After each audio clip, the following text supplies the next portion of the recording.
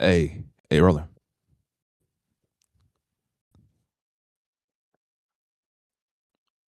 We can try Instagram real quick and see if that would be better. If you can hear me.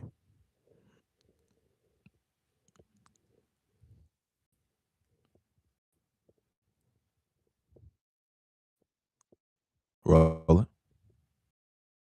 Yeah, we can do that. I'm still live right now. I just got it on the starting screen. They can't hear me, but yeah, we can try Instagram real quick. I got you. But so as soon as we join up on Instagram, you start the call. Y'all good? All right. So Got you. Oh, now my Wi-Fi good. I'm so lost. First of all, how would you say they both It's have up to y'all. If y'all want to stay in here and try it, we can wing it. If it gives us man, another what's complication. what are we looking like? I got okay. Hold up. We kept freezing. Like we was Yeah, my I OBS mean, is what we like looking like right now? y'all look fine. Nah, we can try Instagram. I think Discord too much. We can try Instagram. All right. All right. All right. So we all gonna have to.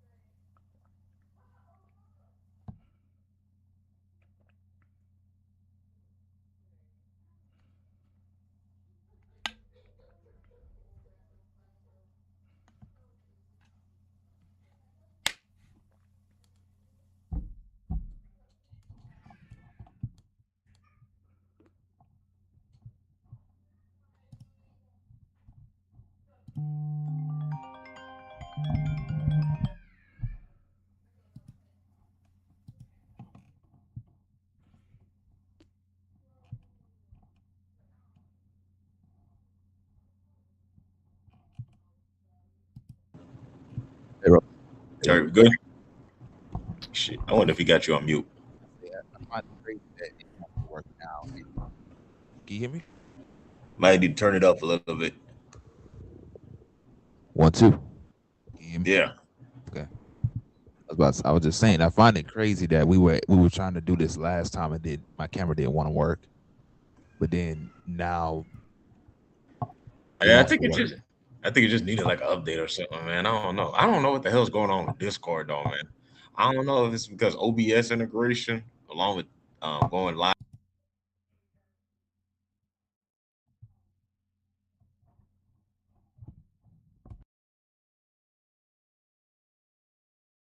Y'all ready? All right, locked in pod for the start in 3, 2, 1.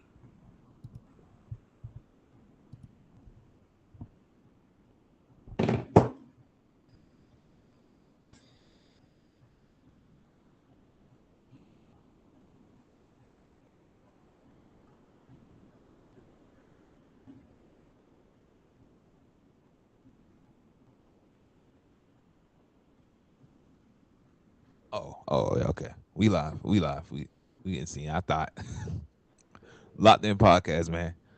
How y'all doing? Hope that y'all doing good. Um, we are doing another podcast episode, just making sure that we know everything is working. Look like, yeah, look like everything's flowing a lot better. It is still a little glitchy at times, but hopefully we can just push through it and not have any issues. But it'll be all right, I think. So that being said, we're gonna talk about the. No, I'm freezing. It's like I'm freezing. Mm. Okay, let me see. It could be. Chromebook updated. Hmm? Mr. Chromebook updated. It's not my Chromebook. It's my MacBook. that updated? Yeah, it's updated. It's like you're fine. You okay. Now I'm working. Now I'm working. Okay. Sorry, gotta operate real quick. Just gotta make sure everything's good. But Locked In Podcast, man. How y'all doing? Hope that y'all doing good. We are doing another episode of the Locked In Podcast. We hope that y'all enjoy this episode. With that being said, we are going to be talking about a lot of stuff, just like five, six different things today. But I appreciate y'all for watching last episode for real. Y'all did a really y'all really showed support through Instagram and through what I'm saying through YouTube, man, with all the you know people that show support. Thank you so much. You know what I'm saying? If you haven't watched it, y'all make sure to go watch the episode. Out. It's still out. It's still the main one. So, with that being said, man, again, we got another special guest on Monday that's gonna be on, and it's gonna be Charlie Boy. And if you don't know who Charlie Boy is, he's a musician. I'm a musical engineer and also a Afrobeat artist. So, with that being said, um, y'all gonna see that video Wednesday. Um, and I hope that y'all enjoy it, man, because it's gonna be very good. Um, it's gonna be a very good episode. So y'all make sure to tune in to that one. So with that being said, we got my boy OG here. Roland's in commission right now because he has gotten his tooth pulled. So he won't be able to be on the podcast this week, but he said he'll possibly be on next week. So it's gonna be us again. It's gonna be me and OG. And so with that being said, OG, how you doing? I'm doing all right, man. What about you? I'm doing good. I'm doing good. So with that being said, man, y'all make sure to if you like these type of videos, if you like these type of podcasts, man, y'all make sure to subscribe, like, and share, hit the bell for more. And also, what I'm saying, like I said, if you want to be featured on an episode of the Locked In Podcast, man, we would love to have you on. And just precaution. I'm just gonna say this now. If you're going to be on a podcast, please be patient. I know sometimes there's things that goes on with myself, I got a job too. I got schoolwork and things that's, in the way of a lot of stuff, but just be patient. If I don't, get things on time, or, if you wanna, you know, see me, edit, I'm just gonna be respectfully, you know what I'm saying? Like just be patient. You know what I'm saying? I understand that, you want things on your episodes to be good, but it also becomes stressful when people are you know doing stuff like that, blowing my phone up and stuff. So that being said, man, just be patient, be respectful. I'm going to make your video really good. I'm gonna try my best, so don't worry about that. So that being said, OG, you want to start this? Yeah, man, let's pretty much start it, man. Of course, you guys know around this time, the NFL has their annual meeting where coaches and owners talk about rules, um, programs, and things alike, stuff like that. And of course, man, with the looming ref strike that's coming up with the new CBA agreement ending in what I want to say May 31st, maybe a little bit earlier than that too. There is a looming ref strike coming up, so the NFL wanted to kind of get a hold of this on part of the meeting too. So it has been approved. The NFL approves a 1 year ruling allowing replay center to correct mistakes as an answer to the potential ref replacements. D and Ro, if you're emotionally invested, how we feel about this? Um, man, I ain't gonna lie. I feel like personally in that sense, man, like I saw it and I was just like, so how do we know if they're gonna be right too? You know what I'm Well, saying?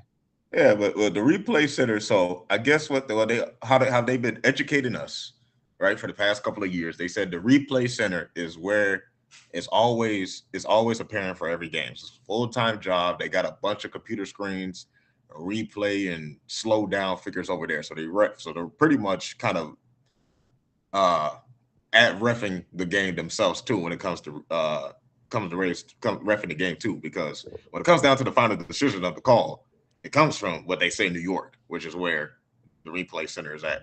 Now, I guess this is the first time, which now I'm starting to question now too. Now that D brought this up, that they're saying that hey, the NFL replay center has basically straight up a 1 year ruling that gives them the authority to correct a mistake by an official. How that works, I don't know. We'll see. Shit.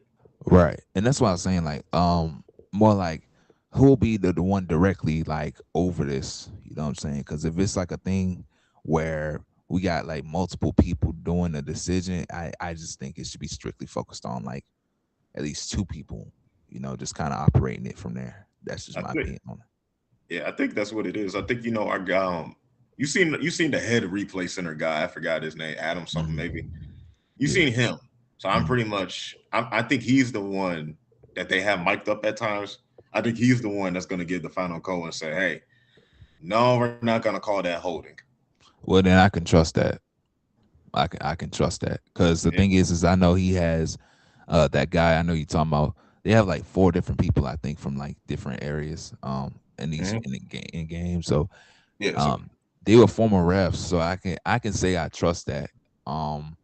But like when it gets to a pivotal game and like we got things going on where we need a timeout. Let's say it's like the fourth quarter, 3 minutes left. I mean 3 seconds left, and then we got a touchdown, and then like it's not called a touchdown like last second. yeah, Um, when it let's just is, let's just say like yeah, let's just say his knee got stopped at the one, and then basically we got 0 seconds left, and then it comes down to that. I think that's just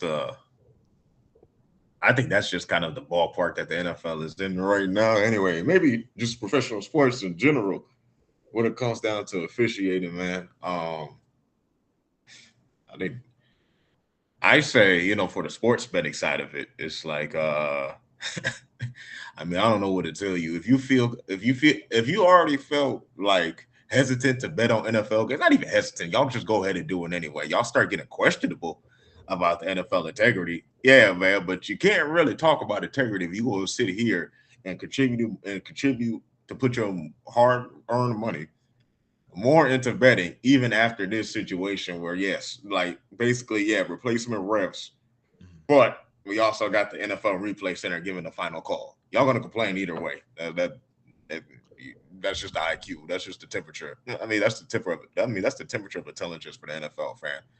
Y'all just gonna do stupid shit regardless. right. And I'll say this too, like and this is good, but like it's technically it shouldn't be this way, if you know what I mean. Like the purpose of the refs is to have those calls right. You know what Yeah, I'm but saying? they already said. I mean, they already kind of telling us without saying like, yeah, these replacement refs that we Yeah, about to bring in, man. yeah. They're not NFL refs, so it's gonna be a lot of raw calls like back in 2012 with the Green Bay and Seattle situation. It's gonna be a lot like that. So we just gonna get ahead to get on top of it, so we don't want to hear y'all BSing. Right, because they gonna strike down the NFL if they do something like that.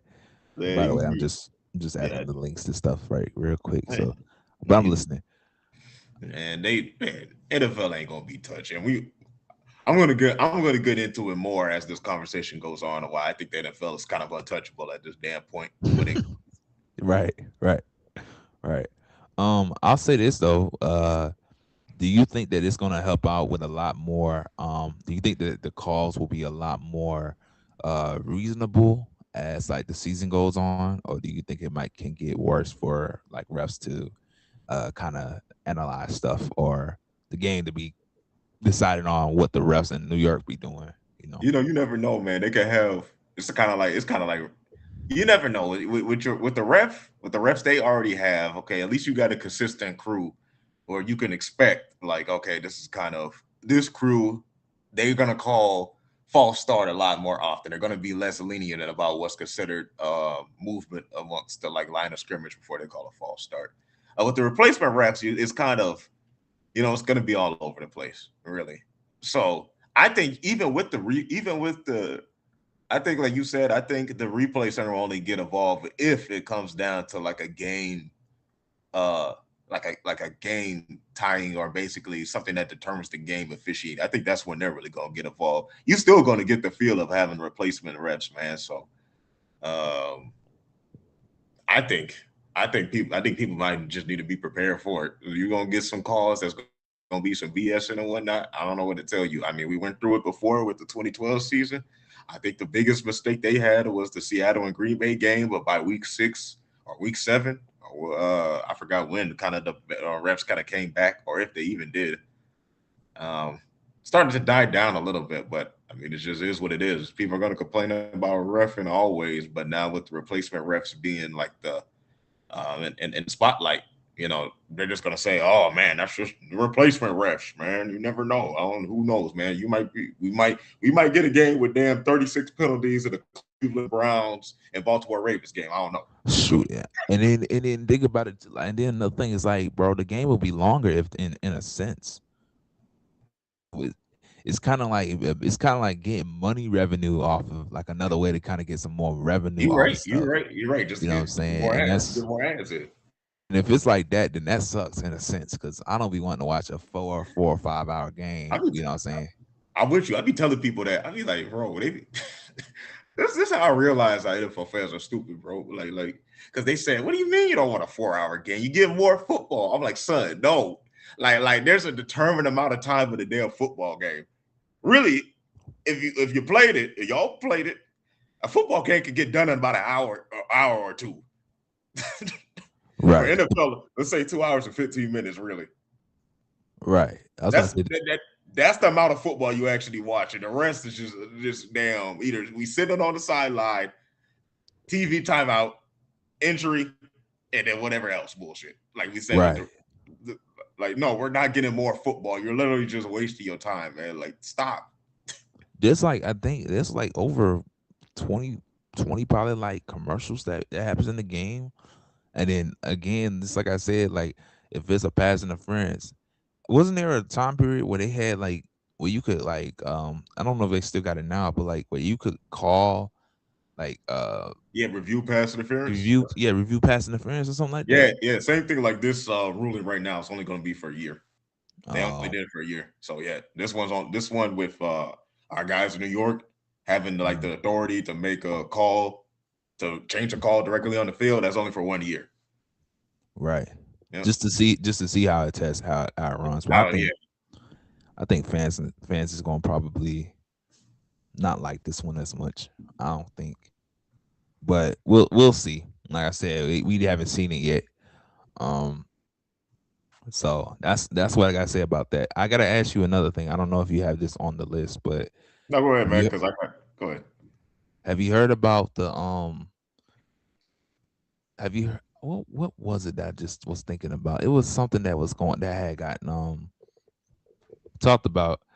It was I can't think of it right now. I can't think of it right now. But you can continue. My bad. No, you good. All right, check this out, y'all. All right. So check this. What? Let's see. Let me see. All right, check this out, y'all. So pretty much same thing. We're keeping on the annual meeting between the owners and coaches and whatnot, man. So okay, the next biggest thing that we could take away from the notes of this meeting was the fact that hey, we're gonna get to 18 games eventually. Not eventually, probably next season. Mm, And obviously, we talk about the second bye week and whatnot, and basically NFL owners are happening. More revenue. I think Robert Kraft said this is cool if everybody else gets to play international game. He's pointing the finger at the Cowboys and yeah. Jerry Jones, but Jerry Jones is saying, "Fuck off! I'm not doing it." Right. Neither are the because I think the Cowboys are one of the only teams that don't do international games. Is there anybody else? So the thing about it, I don't think the Panthers do it sometimes. Let me think. So if I'm thinking about it, it's like Hey, Patriots. They do. Patriots do it. They play overseas. I'm trying to think. Just think about all like the teams with like strong owners. Like I was about to say basically, I would have to think the East. I think Washington doesn't do it. they went actually last season. Remember they That's just just didn't went to London. They went to Brazil or some right. other South America, Central So American country. I mean, I think every team just thinking I think, about yeah, every I think team every team does it, probably but outside of Dallas. Dallas, yeah. Yeah. And I think that obviously, if you know, which I don't, if you know, that's who Robert Kraft is pointing the finger to because he said, well, this team's the only one that doesn't do international games, and they already know it's a disadvantage with such and such. Now, I think they still won't get Dallas to do international games, to be honest with you. Mm-mm. No. As long as Jerry Jones is there, I don't think it's gonna happen. Then I think whoever, even if Jerry goes, I really do feel like his children, whoever else is part of the Dallas organization, I think they're really strong on that. They're like, we ain't doing the international game. We not. Maybe one day, but trust me, it's going to be once every blue moon. But Hmm. man, what I wanted to ask you guys, I know Roll, I know your teeth is hurt, but I wanted to ask. But if you feel emotionally, like I said, if you feel emotionally vested, you could try to get out what you can about it. But I wanted to ask you guys, man. 18 game schedule. We already know it's apparent, right? All right. We already know with the 17 game schedule, you're really kind of pushing towards the fact that you kind of need like a very strong roster. It seems like the fact that the NFL does have to make more roster considerations, man, because we're talking about most players can't make it throughout the full season. A 17 game season, it's kind of hard, but 18 games, I know for sure. All right, we already know we're going to get a second bye weekend. We're going to eliminate one more preseason game, man. But my thing when I ask you all the guys about this, the fact that everybody's quarterback room, man. I think the notion that I don't like about NFL fans, D and Ro, is just that the fact that they get a little bit too damn nose turned up at studio when it comes to like quarterbacks, like the backup quarterback situation. I don't want this guy on my roster, or he's this and that, and I don't even want him to see play football. That's shit. I don't like that because it's getting to the point that we're 18 game seasons. Yeah, we need a solid quarterback room. I'm talking about from the third and two. So my so that's my question for y'all guys, man. What does roster construction look like with an 18 game season, man? Because I'm thinking the fact that one, we gotta increase like the roster size when it comes to traveling for games. All Hmm. right. Hmm. Two, quarterback situation. All right. Your league's only going to get younger, but it really does seem like the guys like Teddy and once Derek Carr comes back and Baker Mayfield, they're going to be in the league for a long time. Because I want to say, really Teddy and Derek Carr's draft class was kind of like one of the last ones where you could say that they came into the league somewhat pro ready or really pro ready because of their offenses that they ran. But mostly, if you want to talk about that draft class, mostly Teddy and Carr because they had, they didn't do clap offenses when they were in college. Or if they did, it was still somewhat simulated that they had two calls going in the huddle. That's for Derek Carr when he was at Fresno State. Um, Quarterback consideration, and then other positions too, man. How does roster structure look like in an 18 game season, man? Because my thing is the fact that I caught a Cowboys fans the other day. They were talking about the quarterbacks in this draft class, right? And then, uh, they got the Jalen Daniels. Shout out to Vash Lambar. They got the Jalen Daniels. Vash ain't a fan of Jalen Daniels. That's cool. Vash wasn't really a fan of Malik Willis at one point, which is cool too. But now that's what the Cowboy fans gonna be like. Yeah, what is because I'm like, hey, Malik Willis play, hey, because I said that. I said, hey, Vash didn't really like Malik Willis too much when he was coming out. And he's like, what did Malik Willis done? I'm like, okay, that's fair to say, but the man played good football. And that's what you need, especially with certain teams. And then he was like, oh, well, basically, if you aren't top quarterback, you don't matter. And you know what I told him? That's why y'all don't. That's why y'all haven't won the damn Super Bowl in a decade. And no, I said that's why the Eagles have won Super Bowls in the past decade because of that. Because they don't follow that stupid ass thinking. Because if it was Nick Foles on y'all roster, y'all would have probably complained. Who ended up winning the Super Bowl? Y'all don't like Jalen Hurts, man. He ain't that good of a quarterback. Super Bowl. So And they that's my still talk. And they still talk bad about Jalen Hurts to this day. The Eagles talking about not even really extending him right now until like true. he gets a better play. But That's yeah, fair. in that I'm just saying in that logic, bro. Like if we, I'm a Cowboys fan. Just not to change the subject. I'm a Cowboys fan, but to say that and be like, you have to be a top quarterback. Not saying Dak isn't, but Dak hasn't Yeah. done It's like anything. we're yeah. well, yeah, we're just trying to say like, hey, maybe the top quarterback by itself is just not the answer to winning the Super Bowl because it seems like the Eagles have done it twice, and then especially with a quarterback y'all have turned y'all nose to with Nick Foles. Ended up having a nice 2 game stretch all the way from that Minnesota game where he dominated our team and the Vikings game in 2017, and then played good football in the Super Bowl. Sometimes you just need a quarterback, the backup quarterback, to play 5 to 6 games, man. It's like y'all forget that this is still a team sport. Right. Now, what There's I no think, perfect way.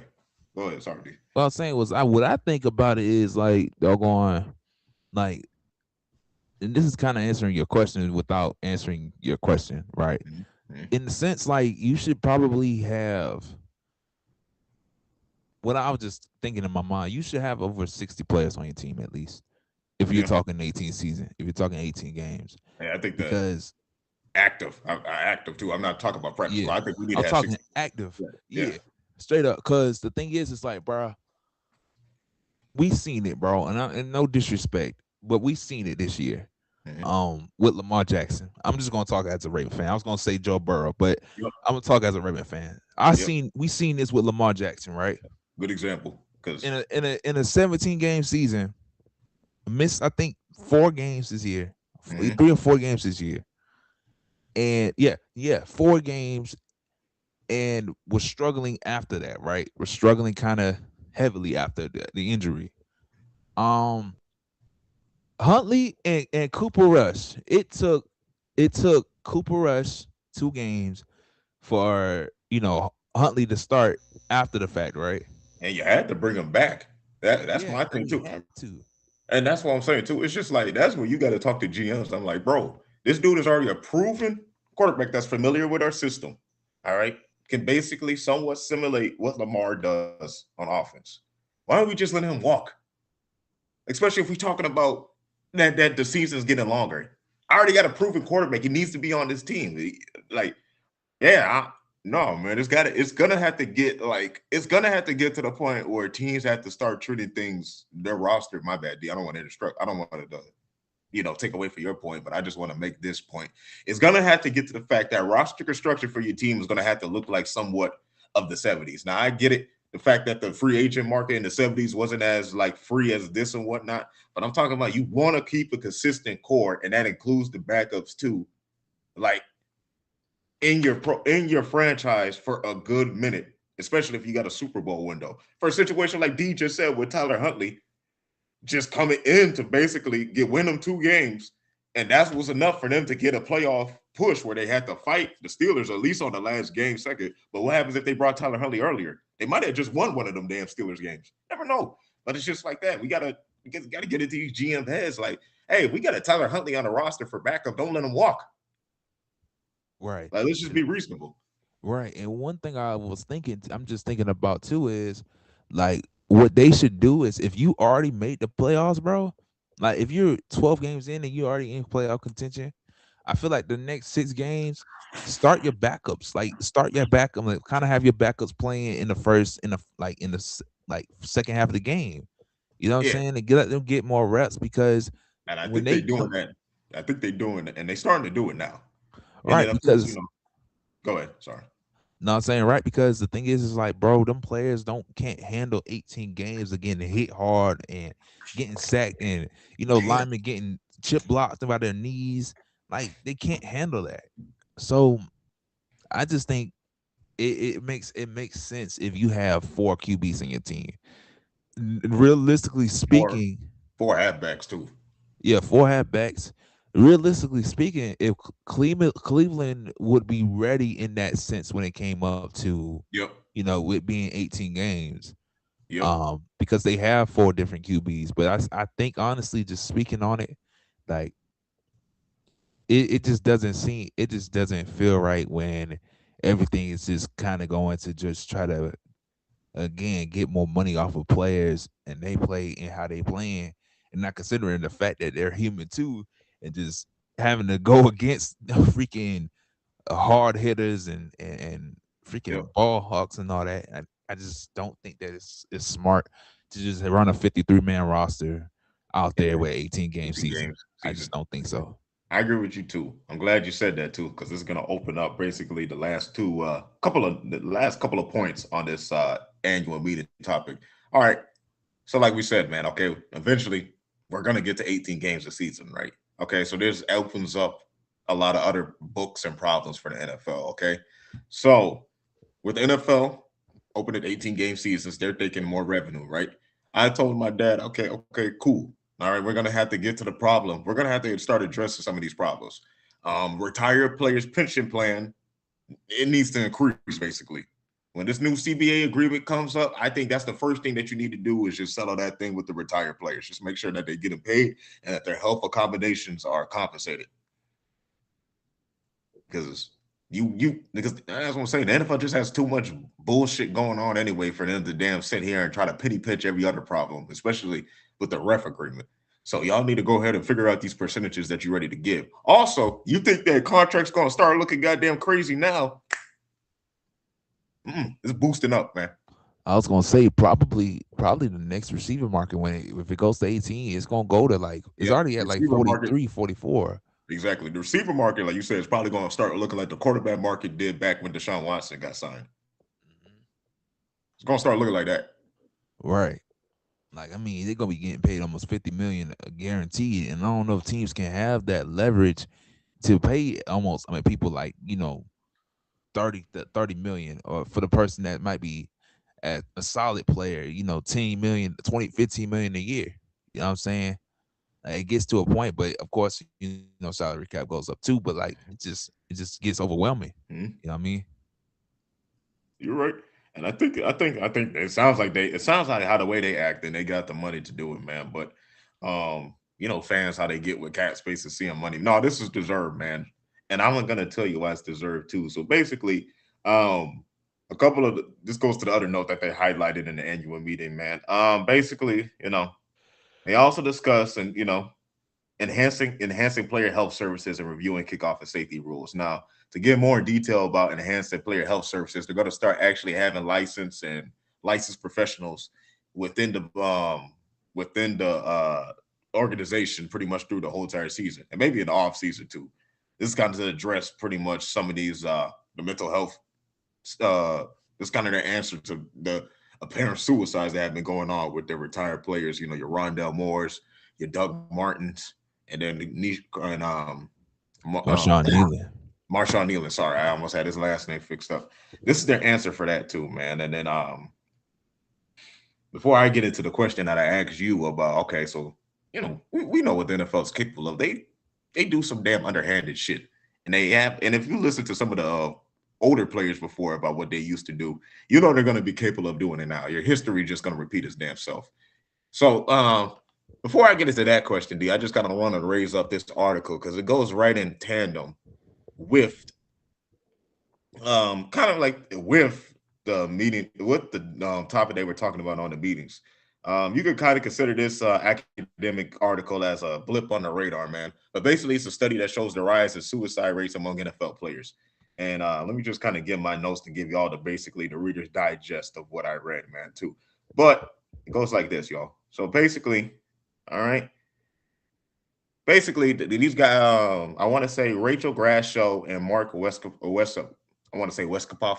Sorry if I mispronounced your name wrong, but basically they're part of the NFL player health study at Harvard, and pretty much they've been pretty much just kind of doing like I said, it's kind of like a blip on the radar. They've been studying basically the suicide rates amongst NFL players from 2011 to 2019, and of course this article just released recently too, and so they couldn't add into like the Doug Martins and the recent NFL studies, man. But what they took away from the fact that and they did a comparative analysis to, of course, other professional athletes. So, MLB, NFL, NBA players, suicide rates amongst it. So what came from the article is that the fact that from the comparative analysis that they first studied with the time period between 1979 to 2010, similar. From 2011 to 2019 right now, they said the NFL players rose 3 times before any other athlete. 3 times. So basically, you would kind of say yes that the Aaron Hernandez case basically is what kind of I wouldn't say call it a copycat, but basically this is what kind of this was what kind of specialized that time period. Right around with Angel Hernandez. I mean Aaron Hernandez. Sorry, not Angel Hernandez. So sorry. Now, Mm. all right. Now, like I said, so let me just kind of read you. So, increased risk of suicide compared to the basketball, and baseball counterparts are likely due to multiple factors, including copycat effects from high-profile suicides. So, Junior Seau, like I said, Aaron Hernandez, that was kind of like the most recent ones we know too. Um, and increased fears around CTE and high rates of medical conditions whose symptoms can mimic those of CTE. So, CTE stands for chronic traumatic encephalopathy. Sorry, y'all. Let me make sure I'm saying this right. Sorry, encephalopathy, which basically means brain disease. So, I know we brought up Antonio Brown situation. Um, I already told y'all CTE can only really be diagnosed once you're diseased anyway. But doesn't mean that the fact that he doesn't have any other, chronic traumatic encephalopathy symptoms. We could have brain disease somewhere else, but I don't know. I'm not a medical professional, and I'm not Antonio Brown. Maybe he knows, but I don't.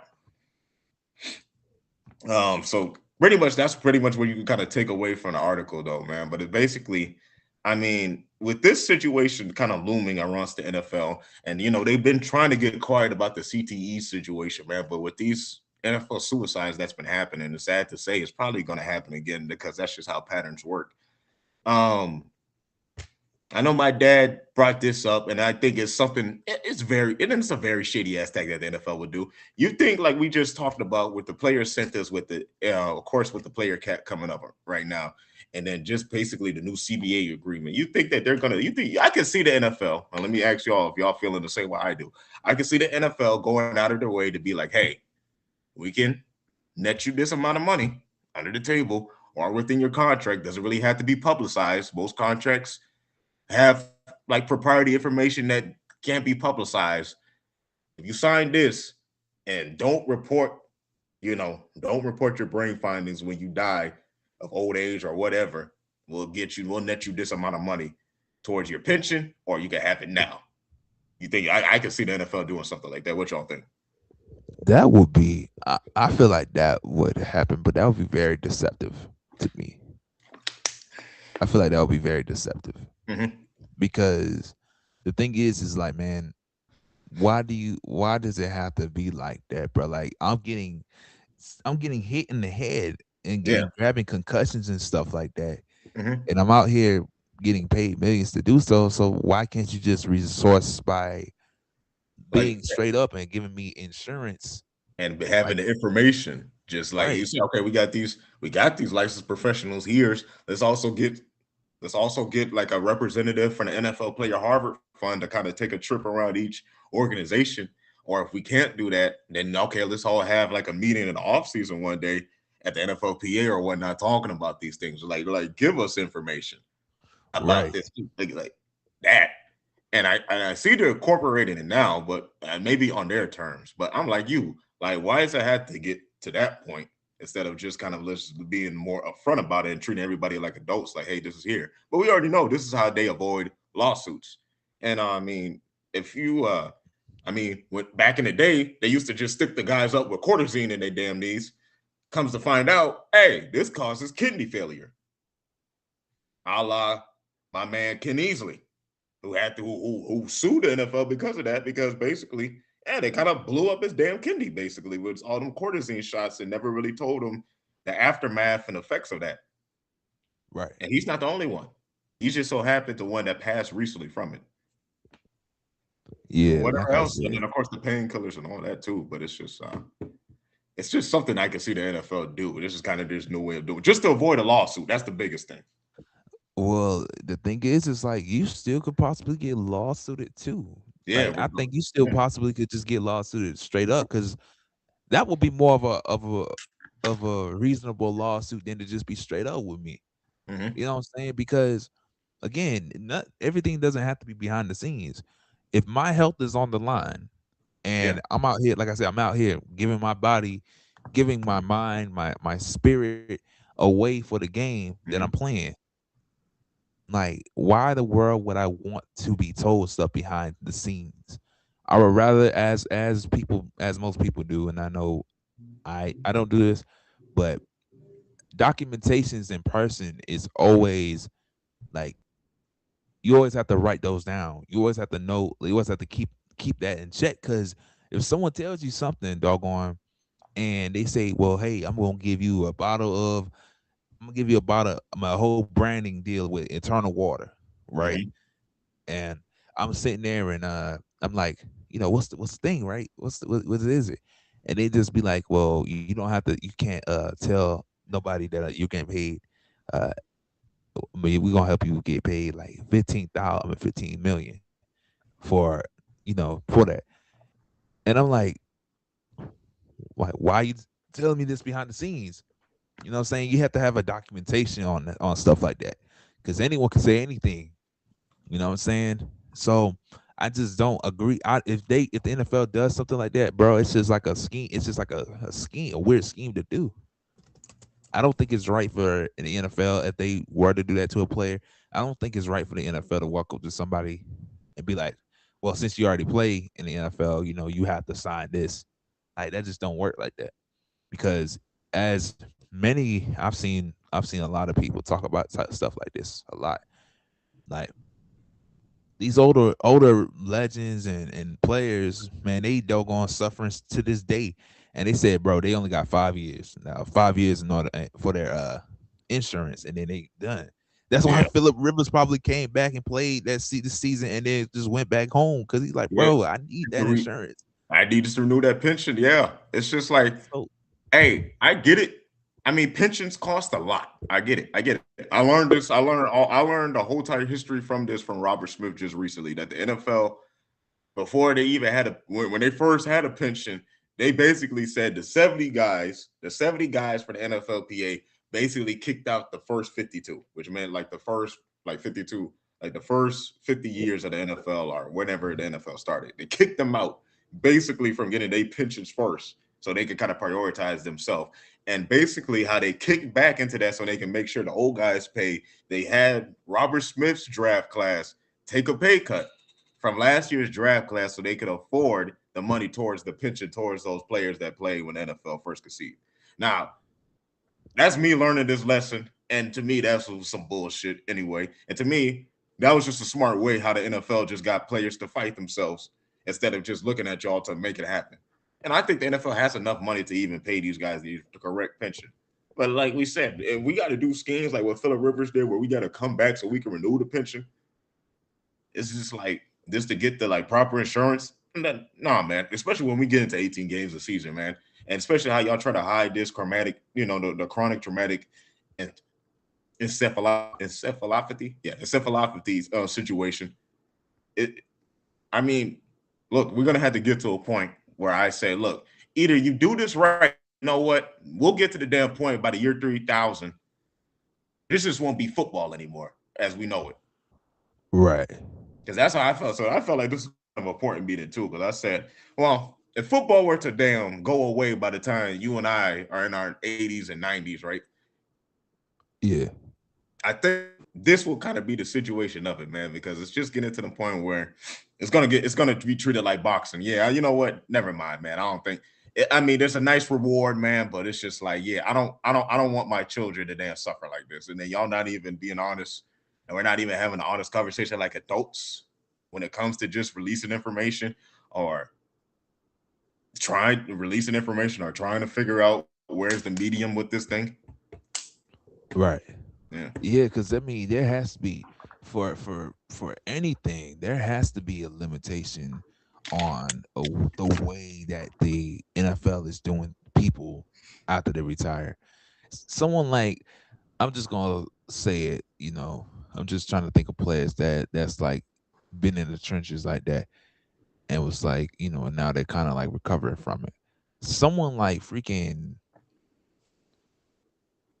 someone like Mean Joe Green, right? I'm just mentioning a name, right? mm-hmm. Someone like Mean Joe Green, who was in the Steelers defense, that was a very dominant defense during their days.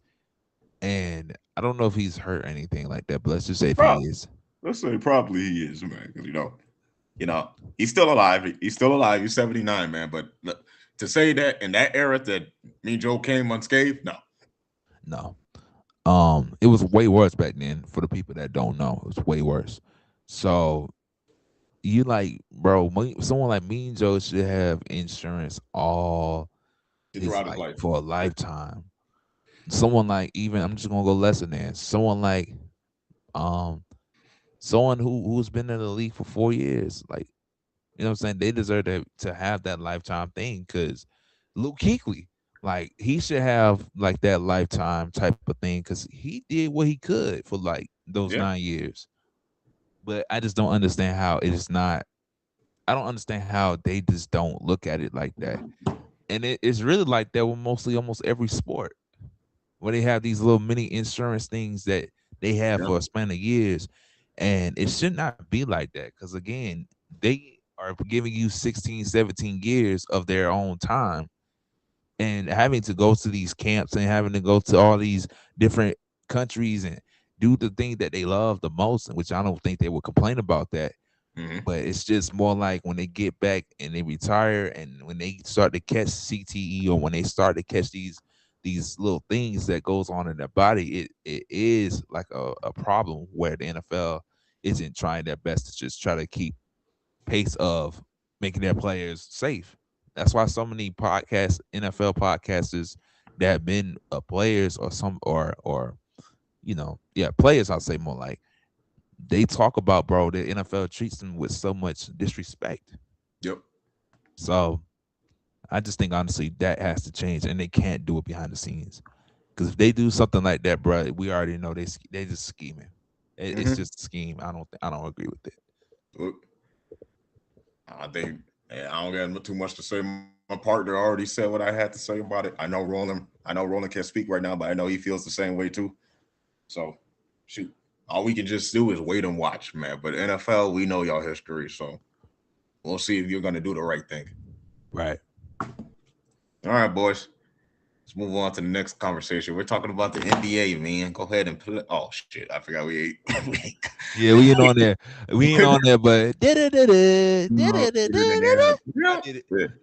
I did it there, you know. Hey, that's We good don't know enough, man. Discord right now. Check this out, y'all. It's the NBA season and playoff season is about to kick off, man. We only got 4 games left in the regular season. And the playoff positions are kind of set. For your Eastern Conference, Detroit, Boston, New York, and Cleveland have clinched their 1 through 4 spots. Detroit is first, Boston is second, New York is third, and Cleveland is fourth. In the East, though, from 5 all the way to the play-in spot to 10, it's kind of shaken up. There's a lot of fight here, but 4 games left. Atlanta and Toronto and Philadelphia and Charlotte can and even Orlando too. Hey, can actually sit there and shift spots within these 4 games. If someone goes on a losing streak, you could end up in the play-in. 5 and 6 spot, they're trying to fight. They're trying to figure out how to not to be in the play-in, man. Check out if y'all listening, check out today, Charlotte. I believe Charlotte plays in Minnesota next this season.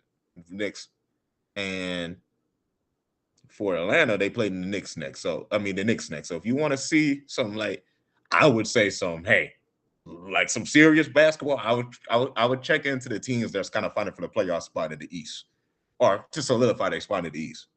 Because I mean, there's no play time right now. And for the West, it's about the same thing too, man.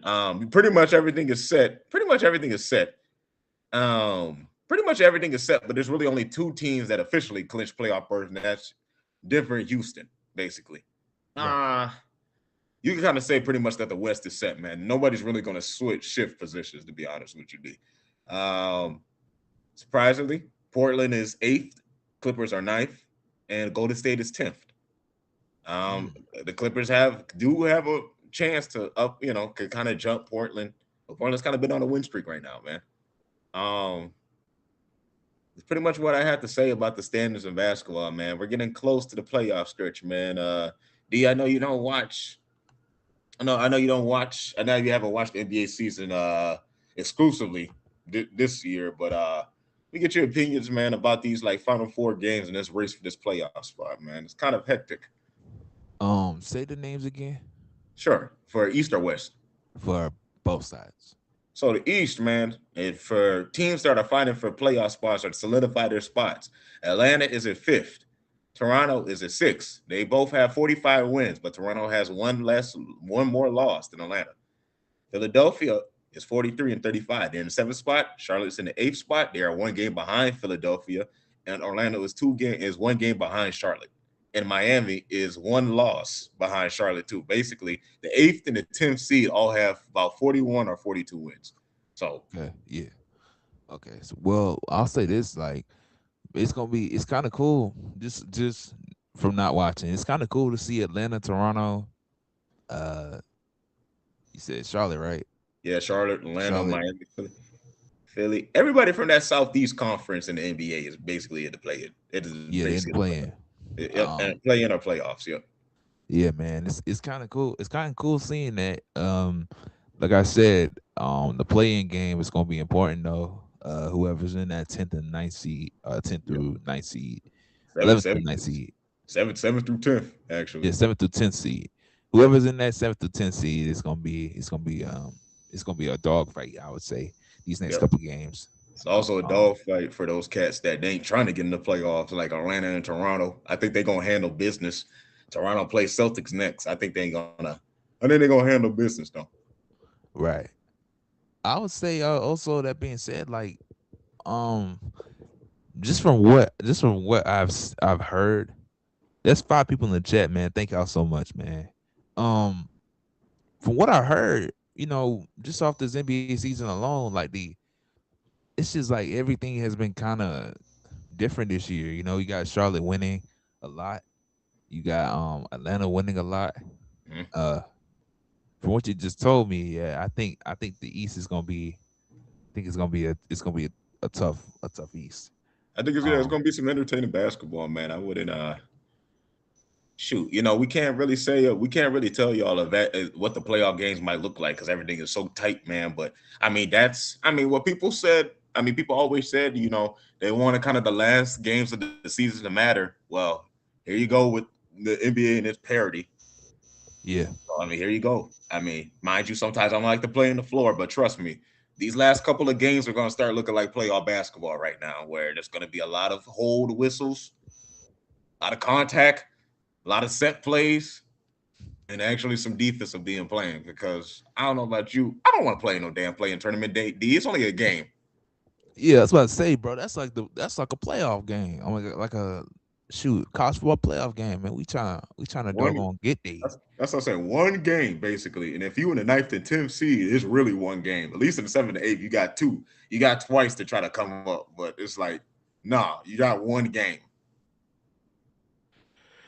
Man, looking back at it when they made this playoff little seed thing, man, Yeah. like it definitely I will say, because I was questioning about it. I was Well, like you. I questioning didn't. it.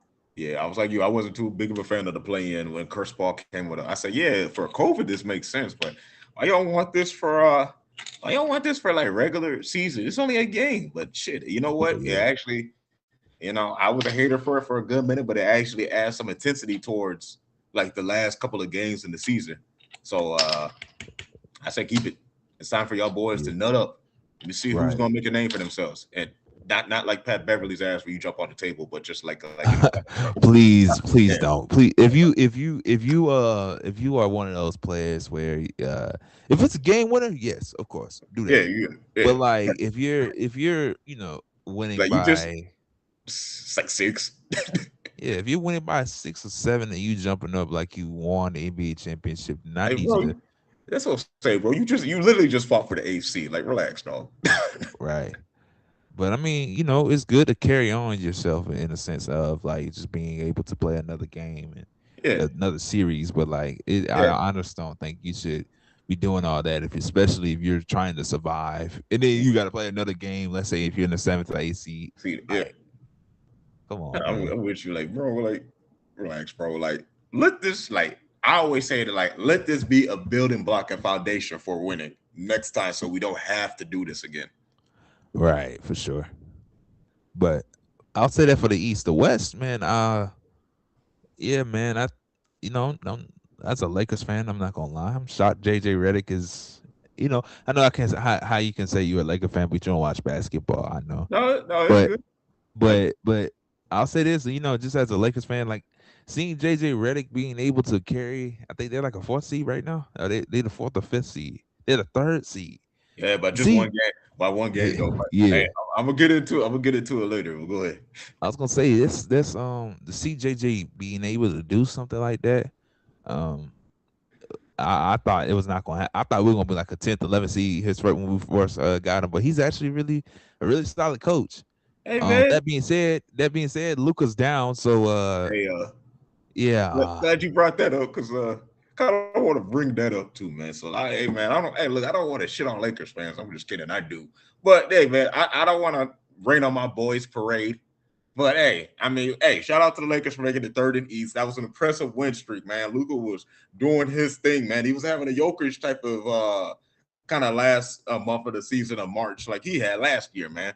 It just so happened that the shit ended when they went against a real basketball team that was OKC. but it's hard to kind of play against OKC. You're right, man. But I just never thought that the game would end within the first 4 minutes. Well, it's kind of easy. Well, see, OKC and Los Angeles has been playing each other a lot. Yeah, man, because they're in the West, about maybe it's guaranteed to be either 4 or 5 games a season. I mean, that's like everybody else though in the West. So I'm just saying, bro. Three or 4 games. Ain't like you got OKC in your division like Minnesota and them, bro. I'm just saying. But hey, look, I'm just saying. Hey, speaking about Luka's injury, man. I mean, look, bro. I mean, y'all was getting y'all ass whooped from first quarter all the way to the damn end. And my man caught a hamstring. I just kind of feel like that's fugazi. Right. I was about to say, there's 7 people in the chat right now. Thank y'all. Y'all make sure to subscribe, like, and share too, man. I see y'all. I just feel like that's fugazi, man. I feel like Luka called a blitz. He said, you know what? Ooh, put a PTO. What you mean put a PTO? Every time we play OKC, Stop PTO. Stop it, man. It's not like that. He seriously got hurt. I'm just saying, man. He was seriously got hurt. He was look, man. He was caking it up all game, all season, man. He was having fun. Last time they lost was against Detroit, and then and he kind of caught a hamstring issue there too. I'm just saying. I'm just saying this magically happens when teams want to play defense that my man gets a hamstring issue. I'm just saying, bro. You saw that one fan Austin Reeves had to go off on. You see, when you play real good defense, when you have to play defense against a team. I'm glad you brought his name on, man. You turnover goddamn machine. Look here, bro. You can't be getting off of fans when you out here want to average 4 or 5 turnovers. Like, no, bro. We ain't doing that, bro. Okay, man. Look, y'all had a nice win streak. Then when the real basketball team showed up, y'all got slapped in the face. What you want me to say? Hey, fix it. Y'all play OKC one more time. Y'all probably gonna get your ass whooped again, but it probably won't be as bad. Yeah, it was probably like 40 points, wasn't it? Like 40 points. I kind of lost count, bro. I think they was look, bro. That kind of put a talk to all the MVP conversations. Like, bro, Lakers fans was sitting, but bro, Lakers fans was just like quiet, like that, like when your team got blown out and you come into like we used to like when your team go blow out and used to come to the homeroom classroom, everybody on your ass. It's like that. I had to go do that shit too. It's like that. Damn, man, y'all niggas suck. What? How much he score on you? That's so crazy. How you get scored 25 on by a guy named Tamarcus Cooley? I mean, shit. Look at his name, bro. What you mean he meant for basketball? What you want me to do? Can't take it. You gotta take it, bro. Look, that's what the Lakers feeling like. Y'all the junior varsity B team and varsity team that came in from an ass whooping last night, and you got to come in a homeroom getting shit, even from your teacher. I don't know what to tell you, bro. They're gonna say we for your performance, we're gonna give you a C+, man. Nah, I'm not even that. I'm gonna give you a D. That was horrible. For real. Damn, man, you can't even say nothing. You're just like, man, fuck, I'm ready to go home, man. I got practice today, so I gotta run, man. Fuck this. Right. Right. The coach walking past the classroom, and he hears that. He or she hears that. Dang. Hey, is that Justin's voice I heard? Oh, don't worry. Don't worry, Mrs. Evans. I'm gonna fix it. Yeah. I'm responding to her question, dog. I can't. I'm just trying to do my job, man. Just trying to do my job, bro. I'm a school student first. You know, I'm just trying to get A's in class. You know, if anything, I'm gonna fix you. I'm gonna fix you at 5:00 today. you know what? You definitely know it. Man, look here, man. I don't miss them days. I don't miss them either. Yeah, man. Basically, what I also wanted to talk about, basically, too. Speaking about all these injuries, man, this gains into the discussion about the All NBA team rules. I know. Are you aware of it, D? Did they make changes to it, or is it They the made, same? they made changes to it basically last season in the offseason where they said NBA players must play in at least 65 regular season games, allowed to get 20 minutes in the most to qualify for all NBA teams, all NBA teams MVP or defensive player of the years. What I call the Joel Embiid rule, because you know he to stop the load management. Stop the load management. Yeah, Kawhi too. I mean, shoot, but at least Kawhi can get up and and put up 40 if he wants to. Oh, man. Hey, I mean, Embiid popped up in that Charlotte game, and then what the fuck? I don't know, bro. I'm talking about Embiid. Yeah, Embiid be up and Embiid just be like up and down. Just randomly when he wants to play the game, it's like he chooses. It's like he chooses. Well, I'm gonna play against Charlotte, but I'm not gonna play against Houston. You know what I'm saying? Like, hey, Sixers fans, calm down. We know that sometimes the team shuts him down on his own accord, but at the same time, bro, it's been going on too many years where we're just like, bro, I don't even know what to say anymore. I can't even make a joke about it. Like the man don't play. In fact, he officially hit more games missed in his career than he played this season. Yeah, I saw that, which I found crazy. And yet he still somehow, I ain't gonna say that now. 76ers fans gonna get on me. You know what? F it. He somehow still won MVP through it all. Hey man, I can't take away his talent. I can get mad at him when he shoots his dumbass threes, but I can't take away his talent in the paint. And soft touch. Away. And sometimes he got soft touch. Can't take away the fact he cried to get that MVP. He sure did. He sure did. But I ain't gonna lie. He kind of did. I look here. I felt like he kind of deserved one. Well, he deserved the one last season. Before the season, he cried for it. But it's just like, damn, man. You really do just be showing up and shit. Like, bro, he showed up for the Charlotte game and just disappeared. After that, I was like, bro, what the? Like, what? First of all, I was surprised he was playing. Let it be. You're right. I was about to say too. Doggone, they had freaking Paul George going back to 20. That's what I'm saying. At least I know Paul George gonna be in this game, but he decided to have a good game too. Well, I didn't know that. What the fuck is this big ass in here? Why he decided he wanted to play? Just so he can get his MVP stats up. He's here. It's game time, right? Hey, look, man. Shout out to Embiid, bro. Hey, he said. Roland said, of course they cooked against us. Yeah, man. That's what I'm saying too. I said, why? Why? It's like they said, you know what, man? Charlotte feeling themselves too much, bro. And you know that's how they was like they're trying to feeling themselves too much, bro. We got to put a stop to that. Right. Yeah, man. Like it's like, bro. Like that's what I'm saying. What? How come you can't play like this against Boston? Because no disrespect, but Boston would get up on them. I know, man. But like, dog, come on, bro. Why y'all want to pick on? Man, doggone, they shoot, bro. Oh boy, MB said, you know what? Go ahead and see. Let me go ahead and see that rookie center and then Miles Bridges. Let me get that. All right. What about my man? I forgot. What about my man Xavier Tillman and the other big guard? Nah, come on, bro. Nah, Tillman be too rough. Xavier Tillman. Yeah, it's crazy. We got an old head. You know, when it comes up to old head, you know, shoot. Yeah, Tillman's intimidating, I guess. You say he too rough. He too rough, man. Oh, nah, bro. Let me stop. Yeah, there's 6 people in the chat, man. Again, y'all make sure to subscribe, like, and share, bro. We see y'all. Y'all comment down below what y'all like to see. And also, real quick, if y'all don't know, we're gonna be doing a live stream. We're gonna be doing an episode. Episode is gonna come out Wednesday. So y'all be prepared for that. We got another special guest on, Charlie Boy. So with that being said, let's continue. My bad. Now you good. So there, yeah. Benny, my bad for going off on this topic, y'all. You know, I'd be like doing jokes and shit. But man, nah, man. Basically, this 65 game criteria, man. I think it's a good rule, but it just needs a little bit of changes, man. Because now, let me tell you all the players that aren't considered for All NBA this year. D. That means Ant's not considered to be on the All NBA team. There is Luca. Jokic barely made it because he had to come back early from his injury. Basically, he was 3 games or 2 games, up to 4 games earlier for his return date to come, just so he didn't miss that All NBA.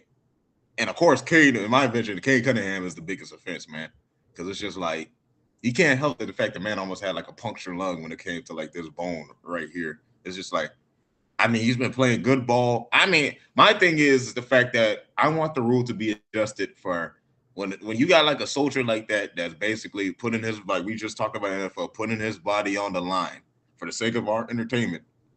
He need, I mean, his efforts and his play needs to be considered. It does, because that's an All NBA player. And then same thing with Luca, because I think Luca only missed like a couple of. I mean, to be honest with you, yeah, Luca doesn't make the 65 games, but I think because earlier in the season, basically that kind of like I want to say maybe that November October stretch is when he missed most of his games, man. Maybe not. I feel like Luka didn't miss too many games this year. It's weird for me to say that these last 4 games are basically going to put him out of contention. I thought he at least made it. I thought he at least made it up to 75 this season, but who knows? I think the rule just kind of needs some consideration and just some checks and balances so we don't end up getting goddamn Dante DiVincenzo in the goddamn third team all in. Hey, put Lou Dort there too. Should be all MVP. I mean, honestly though, that does give Jalen Johnson the opportunity to be first team. True. I would say, Or I Scotty. think he deserves.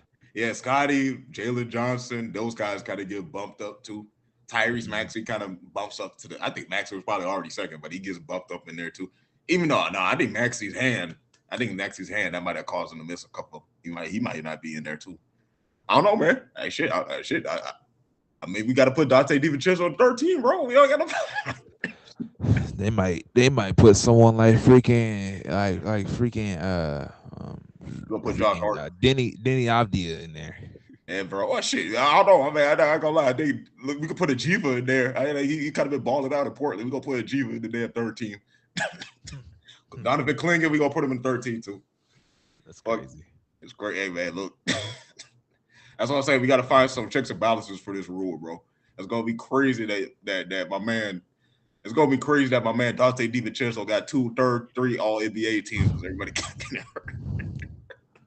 Y'all want to talk about Shedeur Sanders? I know that's different, but yeah, it's gonna be like that this year for the NBA as well.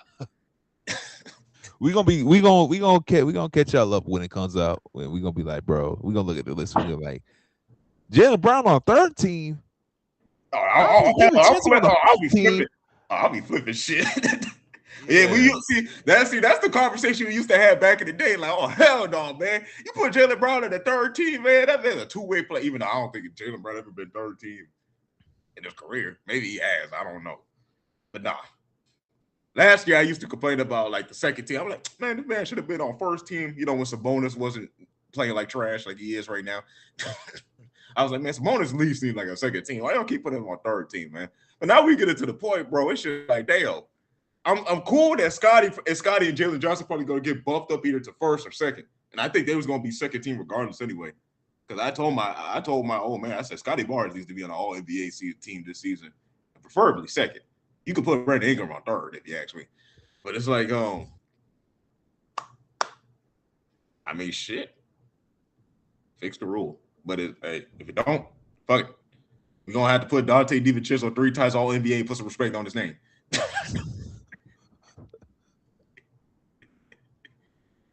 Gary Payton Jr., third team All NBA. What? Put some respect on the name, bro. Hustle Player Award. Yeah, right. 6th man of the year too. You know it. Yeah, Let's transition because I know you gotta watch a game. It comes on in 6 minutes. I do. I'm having fun, man. Check this out, y'all. So pretty much we're gonna move on from that conversation. So now we move on to the NCAA. We don't got music for that, and we kind of forgot the music, man. But we're recapping the damn games that happened yesterday. Well, yesterday and on Friday. Final four, man. Up in Indianapolis, as like it always is. They got like a nice little gradient on the court. It's yellow and black this year for the theme. kind of looks like Phoenix. Kind of looks like Phoenix jerseys with the black ones. But Nah, man. Basically, to recap it, man, what started off the Elite Four of the NCAA March Madness season was the women's team. Our South Carolina Gamecocks defeated the Yukon Huskies. E, I know you saw the aftermath of the game, but how did we feel? Also, let me tell y'all the score if y'all not a parent of what happened. Let me show y'all. E- e- e- mm, mm, mm, mm, mm, mm, mm. South Carolina won 62-48. How do you feel, D? Uh, as I'm going to mention about this other team in the next and when the men's side, I felt like that game would have been a lot closer than it was. Like I said, I didn't watch it. Not gonna Mhm. front. Not gonna act like I did. Don't worry, I'm gonna But fill in the information. So it's all good. but like I said, from all that I've seen, I thought that game would have been close. Mhm. Um, but when it comes up to it, I know people are making this a big scene, but it's not a big scene. Gino was just doing his right thing. He was just getting loud and getting angry, and what I'm saying, Man, he and was a he was doing sore his loser. job. He That's was a just sore goddamn loser. that's yeah. That I don't respect that, because I understand if someone doesn't shake your hand, like, what I'm saying, But but she did. it doesn't have to. But it doesn't have to evolve in that regard, because would you have been acting that way if it was the opposite way, with UConn winning that game 62-48, and Don Staley would have probably walked up to you and just congratulated you. That's what I'm saying. And then also another thing is, you talking about in the apology that you respect their staff members. Say her name. Why Exactly. why why are you avoiding the name of the person that you had an altercation with, and say that, well, hey, I Right. respect their staff members. Like, I I yeah, just I don't understand that logic. I don't either. So it's like, man, that whole Geno situation boiled over. It made it seem like it was bigger. He made it bigger than what it was. Him lying about the Sarah Strong ripping her jersey. Someone ripped their jersey, and Sarah Strong ripped her own jersey out of frustration. Mhm. And then doggone something else that the handshake thing. The handshake, and then we see, well, dog shook everybody on your staff. She shook your hand, and everybody on your staff's hand in the pregame. Like she pat you on the back too. Right, right. That's so nasty to just kind of just lie Lie. about it. And and I'm not one of the people that try to bring the politics side to it, because I know there's a lot of people that saying it's because she's black that she's acting that she's getting treated this way. But in that Right. regard, if it is, and if it is, or if it isn't, it should not have been done like that. It, Correct. it should not have been done like that. And also, it's just a game. You had a great season. You didn't lose until the Final Four. Yeah, man. Like, I get You I won the get it. championship last season, and you old as hell. You've been coaching UConn for who knows how long, man. For Like, look, 40 years. yeah. You've been doing this since we weren't even born. Like, that's just, Some people in the church parents weren't born. right. So that's what I'm saying. Like, you gotta just be reasonable. You've been doing this for 40 years, and yeah, you've been in 25 Final Fours or whatever.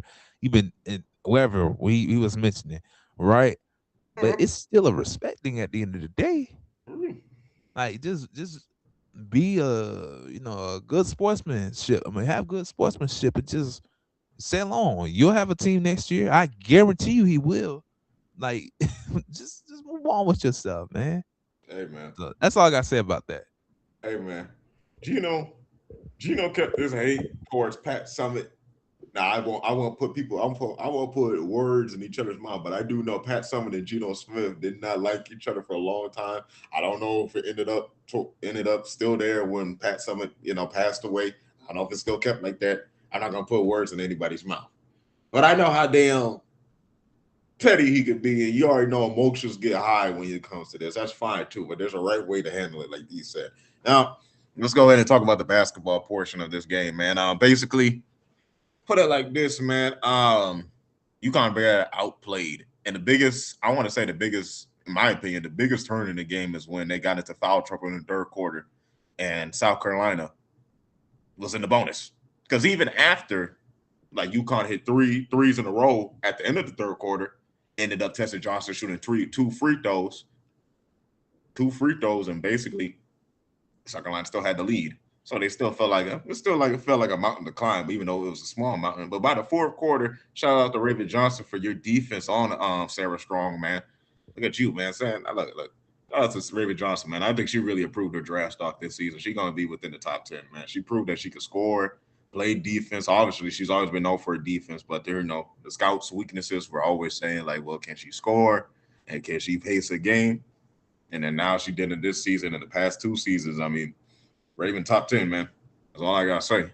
And shout out to Makira as well, too, man. And that incoming freshman is Makira. I think Makira is a freshman, man. But man, she made some tough shots. She made some nice threes, man. I really like her game, man. Long striding athlete. I really like her game. She can play.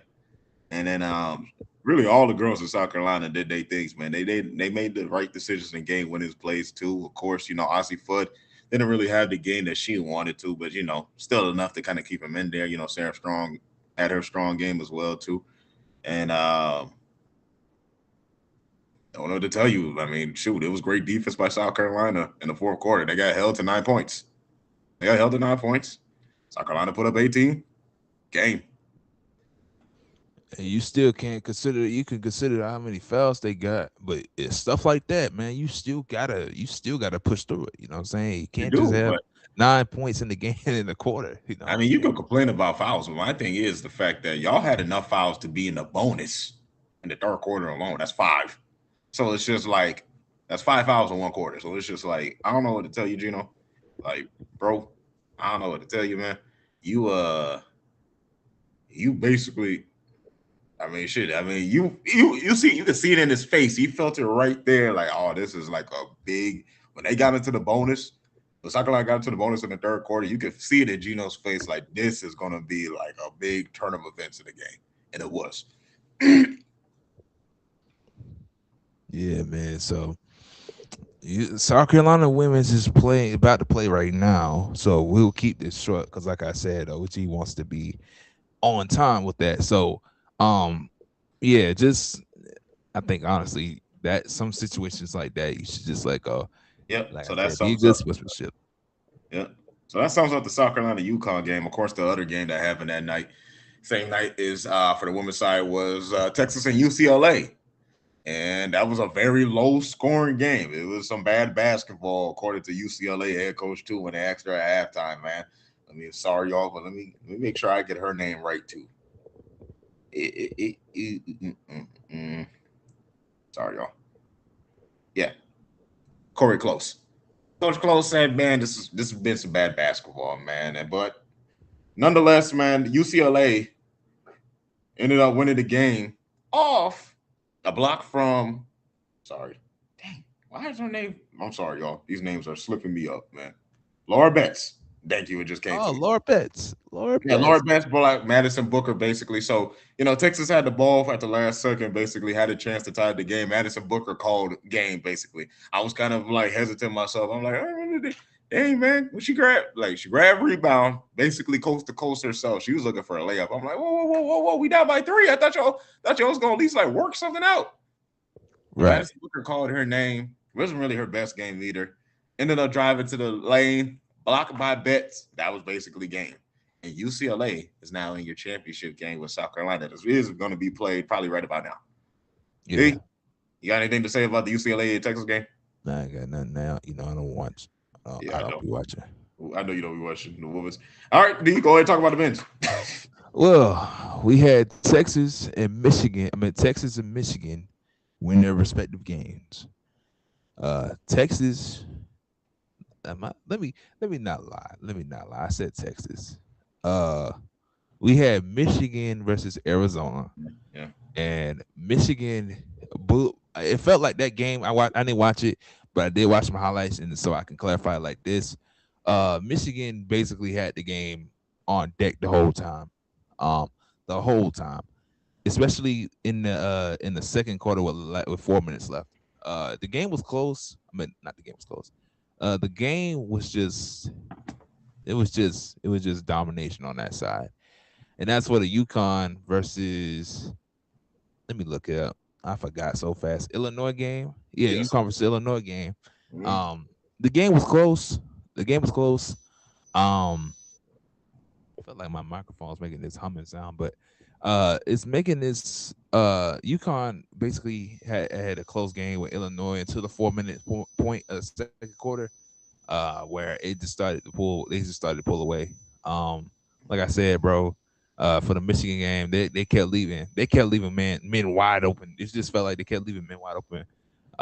It just also felt like that big man number 15. I don't know for Michigan, he just kept having his way for it with people in the paint. I'm not gonna lie. And then for UConn, like I said, it was just a close game, but the better team won that game. So that's all I gotta say about that. I know I don't. I know I didn't really clarify it too well, but you know I didn't watch the game, so That is good enough. Hey, look here, man. yeah. Uh, I'll be honest with y'all. When it comes to men's basketball, I got more of a connection with women's basketball because they're basically forced to stay at college due to WNBA rules. So I got more of a connection with them. But the men's, I don't. That's why I kind of don't care. Hold that. Right, right. I was about to say. So we That's pretty done. much. Yep, we pretty much done. Well, Locked In Podcast, man. I hope that y'all enjoyed this episode. Like I said, man, y'all make sure to watch this episode. If you missed out on it, y'all make sure to watch this one. We got flyers out on campus. If you see it, make sure to scan the QR code on the bottom to watch the episode. Also, that being said, speaking of special guests, we got a special guest tomorrow that's going to be on. We're going to record it, not saying that y'all got a live stream tomorrow. But we got another live stream. Phone's making this humming sound. Uh,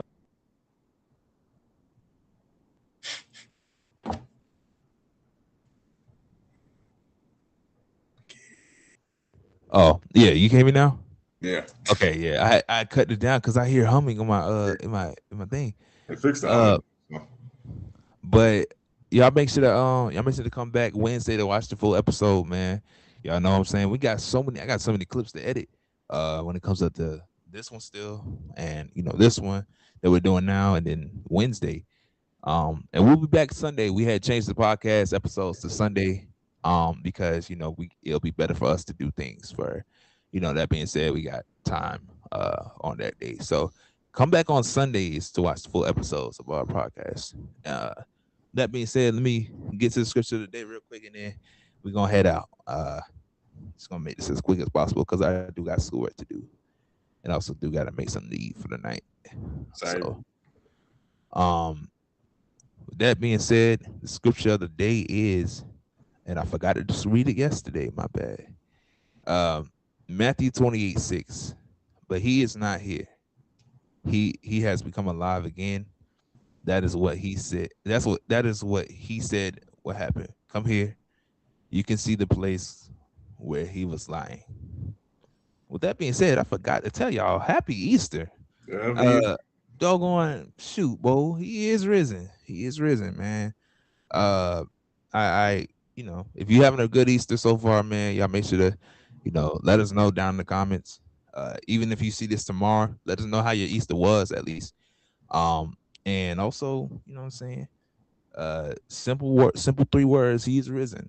yeah. That's what I got from this. So, you got anything to say, OG? Yeah, let me back up on that, man. Let me kind of power the listeners too. You're not the only one that the Lord and Savior ain't the only one that can rise up too, man. Whatever y'all going through, transverse through it. Be strong, and basically, hey, you can also rise through whatever yourself. Yeah, for Hold that. sure. For sure. Roland will be on possibly next week. For the people that may not know, again, he's out of commission with tooth extraction. So again, y'all, it's gonna be us right now until that point. Where Roland comes back, and when he comes back, he's really missing being on a podcast. So that being said, he's the one kind of taking over. Sorry, he's the he's the one that came. Oh, that's kind of giving the production role right now. So again, appreciate y'all for watching. Again, y'all make sure to watch the next podcast Wednesday featuring Charlie Boy. Appreciate y'all. Hope that y'all enjoyed this one. I love y'all. I love y'all. And I'm out. Stay locked in.